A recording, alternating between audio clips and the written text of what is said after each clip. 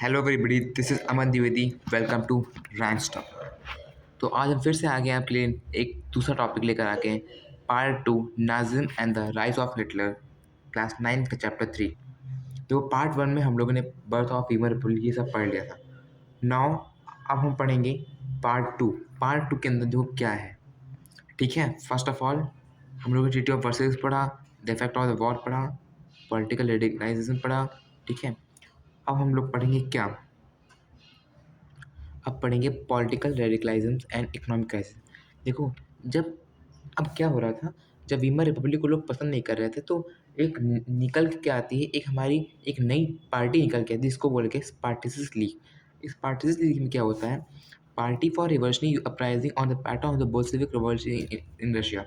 जैसे रशिया में बोल्शेविक जो है वो ग्रो कर रहा था, वैसे ही तुम्हारा यहाँ जर्मनी के अंदर एक पार्टी निकल के आती है स्पार्टिसिस लीग, ठीक है। वो भी जो है, अब जैसे वहाँ पे एक पार्टी आती है जिसका प्रोविंशियल गवर्नमेंट आती है नहीं उसमें रशिया में, वैसे यहाँ पे भी एक तुम्हारी पार्टी निकल के स्पार्टिस लीग जो कहती है हाँ कि अब हम इनको जो है न्याय दिलाएंगे, ये है वो है, ठीक है। वो लोग भी डिमांड कर रहे थे सोवियत स्टाइल गवर्नेंस का। किसका डिमांड कर रहे थे? तो सोवियत स्टाइल गवर्नेंस का, ठीक है। उसके बाद क्या होता है, स्पार्टिस लीग जो है वो फॉर्म कर देती है, अपना नाम रख देती है communist party of Germany. Germany Germany का कौन सी पार्टी? कम्युनिस्ट पार्टी, ठीक है। अब वीमर रिपब्लिक में क्या हो रहा है, वीमर रिपब्लिक अपोज देता है। वीमर रिपब्लिक जो है, जो लोग 40 आंकड़े पसंद आए थे वीमर रिपब्लिक को, वो जो है वीमर रिपब्लिक को अपोज करेगी। किसको? पार्टीज लीग को। Crush the help crush the uprising with the help of crops, wanted democratic Republic and clash between the socialist and communist. अब क्या हुआ, देखो तुम्हारी जो पार्टी है ये वांटेड, ये क्या चाह रही थी, ये डेमोक्रेटिक वो रिपब्लिक चाह रही थी। लेकिन तुम्हारी जो पार्टी से ली थी वो चाह रही थी कि तुम्हारी वो हो, जो है तुम्हारा डिक्टेटरशिप हो। क्या हो? डिक्टेटरशिप, डिक्टेटरशिप हो, ठीक है। इसीलिए क्या होता है, इसीलिए तुम्हारा जो है यहाँ पे इन दोनों के बीच में झगड़ा हो जाता है। किसके किसके बीच में? हमारे इनके वीमर रिपब्लिक वर्सेस स्पार्टिसिस लीग, ठीक है। वीमर रिपब्लिक वर्सेस किसके? स्पार्टिसिस लीग। इन दोनों के बीच में एक युद्ध हो जाता है, युद्ध नहीं, ठीक है। अब क्या होता है फिर, अब जो है इसकी वजह से जो है political radicalisation and economic crisis. अब क्या हुआ, अब इकोनॉमिक क्राइसिस पे केवल क्या इफेक्ट पड़े, ठीक है। तो ये जो इकोनॉमिक क्राइसिस जब बढ़ा तो मेड द सिचुएशन वर्स्ट, पूरा एकदम बेकार कर दिया, सिचुएशन पूरा एकदम बेकार कर दिया, ठीक है। एक्सप्लेन क्यों, ऐसा क्यों? क्योंकि जर्मनी जो है, Germany fought war largely on loans. अब क्या हुआ, जो जर्मनी है ना, वो अब उसके पास, अब इकोनॉमिक में क्या हुआ, फाइनेंशियल सपोर्ट पूरा खत्म हो चुका था। तब ये जो है हमारा यूएसए वो दया खा के जो है अब वो लोन्स देता है। किसको? जर्मनी को देता है। कौन? यूएसए, ठीक है। एंड हैड टू पे फॉर रिपरेशंस इन गोल्ड। इसको पता है, अब इतना लोन इसके ऊपर चढ़ गया था कि अब इसको जो है पैसा जो है गोल्ड के उसमें देना पड़ रहा था। मतलब कि अब लोग इतना रिसोर्स था नहीं जो है ये जर्मनी के ऊपर, तो इसको जो है गोल्ड के रूप में जो है पैसा को देना पड़ता था, ठीक है। अब क्या हुआ, जो जर्मनी है वो रेफ्यूज़ कर रही थी, जर्मनी रेफ्यूज़ टू पे रिपरेशंस। जर्मनी मना कर रही थी कि हम जो है इसको पैसा नहीं देंगे, ठीक है। तो अब इसके वजह से the French occupy its leading industrial route to claim their coal. और जो जो हमारी फ्रेंच थी इतनी टुस्ट हो गई थी कि वो ऑक्यूपाई कर रही थी इंडस्ट्रीज़ को, ठीक है। क्लेम कर रही थी कोल्स को, कोल पेट्रोलियम सब ले रही थी। जो उसके पास रिसोर्सेज थे जर्मनी के, सब जो अपने अंडर कर ले रही थी, ठीक है। Germany realise with passive resistance and printed paper currency. अब क्या हुआ, जर्मनी के पास पूरा रिसोर्स खत्म हो गया, गोल्ड खत्म हो गया, उसके पास बचेगा क्या? अब जर्मनी सोचती है कि चलो हम लोग क्या करें, अब हम लोग जो है जर्मनी में जो है अब जो करेंसी को उसको प्रिंट करें, ठीक है। अब वो प्रिंट करने लगे, जैसे ही वो लोग प्रिंट कर रहे थे तो क्या हुआ, जैसे मान लो या तुम्हारी करेंसी जब बढ़ेगा, ठीक है, करेंसी की स्पीड मतलब कि इंक्रीज़ होने लगेगा, तो पता है प्रोडक्ट जो है, प्रोडक्ट कम रेट में चलाएगा। मान लो पहले 5 रुपये का जो है 5 रुपये किलो जो है टमाटर आता था, ठीक, केजी जो है टमाटर आता था, ठीक। अब मान लो इसको ही कम कर दिया जाए, इसको 2 रुपये किलो कर दिया जाए, तो ऑब्वियसली इसकी जो प्रोडक्ट है वो मतलब कम होने लगेगा। ठीक है, ठीक है। तो वैसे ही जैसे जर्मनी जो है करेंसी को ऊपर मतलब कि ज़्यादा कर रही थी, इंक्रीज़ कर रही थी। सो दिस इज़ वाई ये लोग करेंसी को प्रिंट कर रहे थे, तो चीज़ों की वैल्यू वो घट रही थी।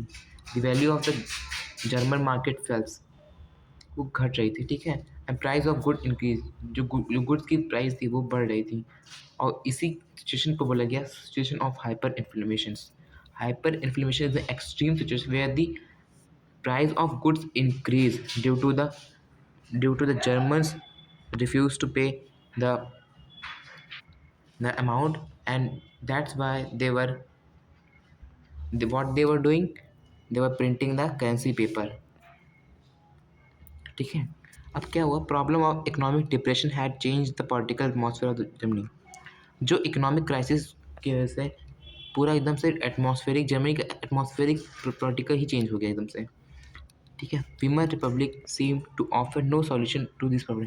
वीमर रिपब्लिक देख रही थी कि इसके पास कोई सॉल्यूशन ही नहीं बचा है कि क्या करें हम। ठीक है, अब क्या होता है, because the Weimar constitution had some inherent defects. अब वीमर कॉन्स्टिट्यूशन के अंदर जो वीमर रिपब्लिक थी उसके अंदर जो कॉन्स्टिट्यूशन बना था उसके अंदर कुछ इनहेरेंट डिफेक्ट्स थी। तो कभी कभी क्वेश्चन पूछता था what were the inherent defects of Weimar Republic. ठीक है, और वीमर कॉन्स्टिट्यूशन। तो पहला है आपका प्रोपोर्शनल रिप्रेशंस। क्या है, मोस्ट इंपॉर्टेंट है प्रोपोर्शनल रिप्रेशन, और दूसरा है article number 48। What does article number 48 says and what does proportional representation says. ठीक है, अभी ये हम पढ़ेंगे। ठीक, अब क्या हुआ, मान लो हमारे इंडिया में मान लो तुम्हारी कौन सी पार्टी है, एक तुम्हारी पार्टी बीजेपी की, ठीक है, एक पार्टी तुम्हारी कांग्रेस पार्टी। ठीक, बीजेपी को मान लो मिल 271 वो, ठीक है, और 271 सीट्स, और वो तुम्हारी कांग्रेस को मिली मान लो 99 सीट्स। ठीक, अब ऑब्वियसली कौन जीतेगा, तुम्हारी बीजेपी जीतेगी। ठीक, तो प्रोपोर्शनल रिप्रेजेंटेशन क्या बोलता है कि no party can achieve majority, मतलब कि कोई पार्टी ज़्यादा नहीं कर सकती। ठीक है, ये नहीं कि तुम जो है अब वो जो है वोट्स को खरीद रहे हो या फिर धमका डरा के जो है वोट्स को ले रहे हो, तो ये काम नहीं कर सकती। ठीक है, no party can achieve majority and always ruled by the coalitions. और किसके द्वारा रूल किया जाएगा, कोलाइजेशंस के द्वारा। पहला ये था proportional representation. What is proportional representation? The proportional representative says that no party can achieve majority and it will always be ruled by the coalitions। ठीक है, अब आर्टिकल 48 क्या बोलता है, आर्टिकल नंबर 48 बोलता है give president the power to impose emergency and suspend civil rights and rule by the decree. देखो, अब जो है मान वीमर रिपब्लिक है, उसके वीमर रिपब्लिक में जो प्रेसिडेंट है, ठीक है, जो प्रेसिडेंट है उनको ही जो पावर दे दिया, क्या पावर दे दिया कि वो इम्पोज करेंगी इमरजेंसीज पॉलिसीज जो है वो इम्प्लीमेंट करेगी और सस्पेंड करेगी कुछ सिविल राइट्स को। ठीक है, और इसलिए जो है लोगों को 40 आग पसंद नहीं आए, कौन, वीमर रिपब्लिक। ठीक है, तो क्या हो रहा था फिर तुम्हारा, we can say that vulnerability to dictatorship. अब लोग ना ही डेमोक्रेटिक पे विश्वास कर रहे थे, ना ही तुम्हारा जो है इस पर डिक्टेटरशिप पे विश्वास कर रहे थे।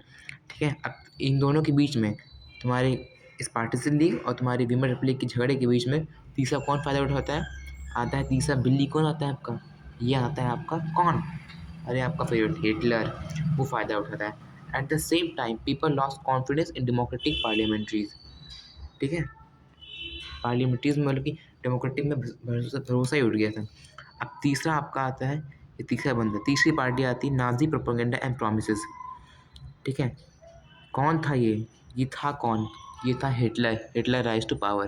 अब हिटलर कैसे पावर में आया, ठीक है, Hitler was a powerful speaker. पहला रीज़न था कि हिटलर पावर में क्यों आया, हिटलर को लोग क्यों पसंद कर रहे थे, the main reason he was a powerful speaker. ठीक, पहला पॉइंट ये आता है। ठीक है, he promise to build a strong nation. उसने क्या प्रॉमिस की कि वो बनाएगा एक ऐसा nation undo the injustice of the Versailles Treaty and restore the dignity of the German people। कि जितनी भी जर्मन पीपल हैं उनकी डिग्निटी को, ठीक है, उनके भरोसे को दोबारा लेकर आया। He promise to build a strong nation, undo the injustice of the Versailles treaty and restore the dignity of German people.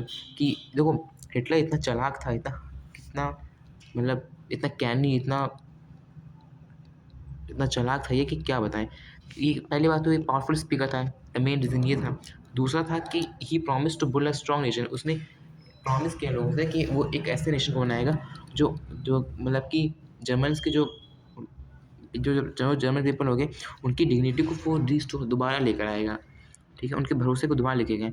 He promise employment. उसने प्रॉमिस किया कि हर एक लोग को एम्प्लॉयमेंट मिलेगा और उसके साथ साथ सही वेजेस भी मिलेंगे, सही सैलरीज भी मिलेगी। He promise employment for those looking for the work. जो लोग वर्क के लिए जो है थ्रू रहते हैं। And secure future for the youth. और युवाओं के लिए जो है उन फ्यूचर जो है सिक्योर करेगा, ये प्रॉमिस थी। ठीक, he promise to weed out all foreign influences and resist all foreign conspiracies against Germany.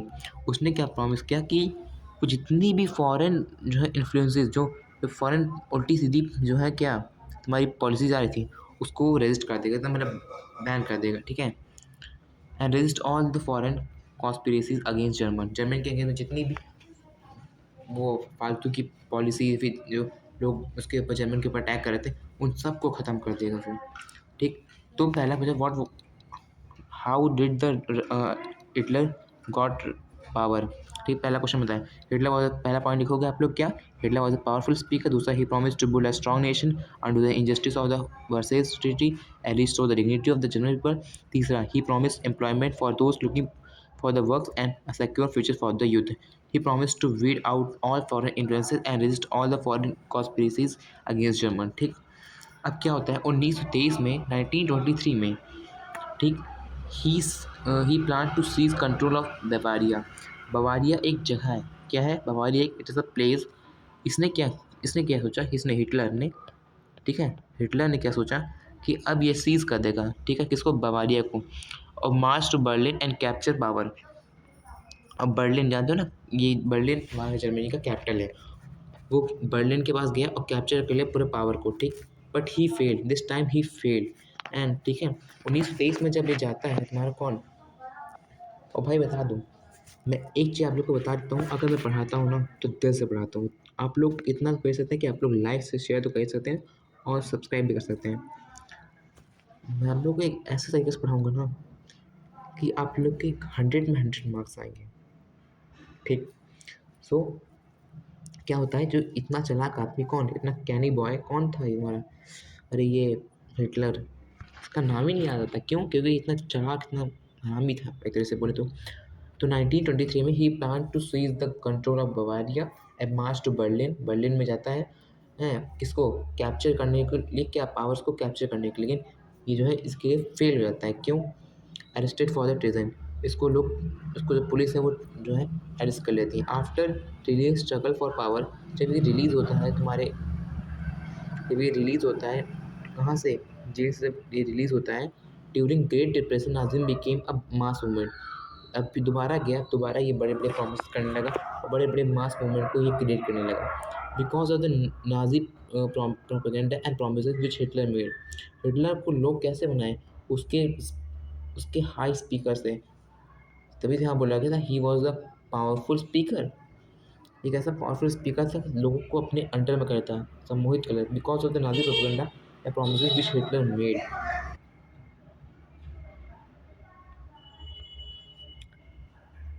ठीक है, तो ये सब था इसके बारे में। इन 1928 इलेक्शंस नाजी पार्टी गॉट। 1928 में क्या होता है, जो ये तुम्हारा ये रहता है, क्या नाम इसका,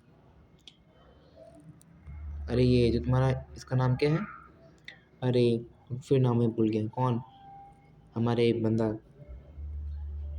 Hitler.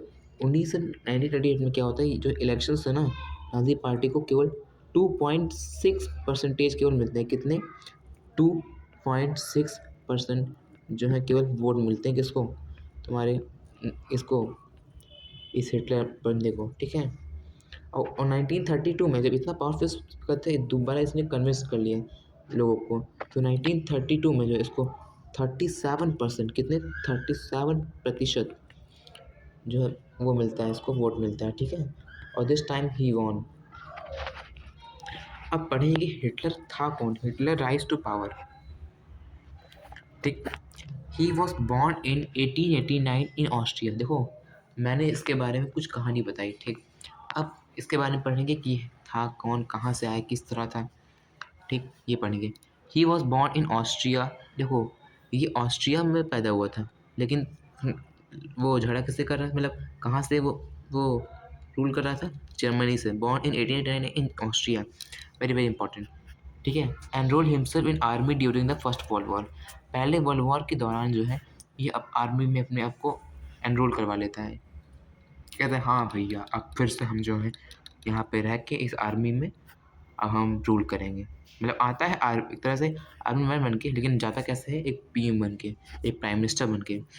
Became corporal and earn medal for bravery. कई सारे ब्रेवरी के लिए जो इसको मेडल्स मिलते हैं, ठीक है।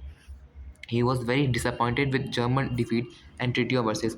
ये बहुत डिसअपॉइंटेड था किससे, जर्मन की हारने की वजह से। वर्ल्ड वॉर में जब हारती है, जब वर्ल्ड वॉर में वन हारती है जब, ठीक है, तो ये बहुत डिसअपॉइंटेड हो गया। कौन, तुम्हारा ये हिटलर, ठीक है।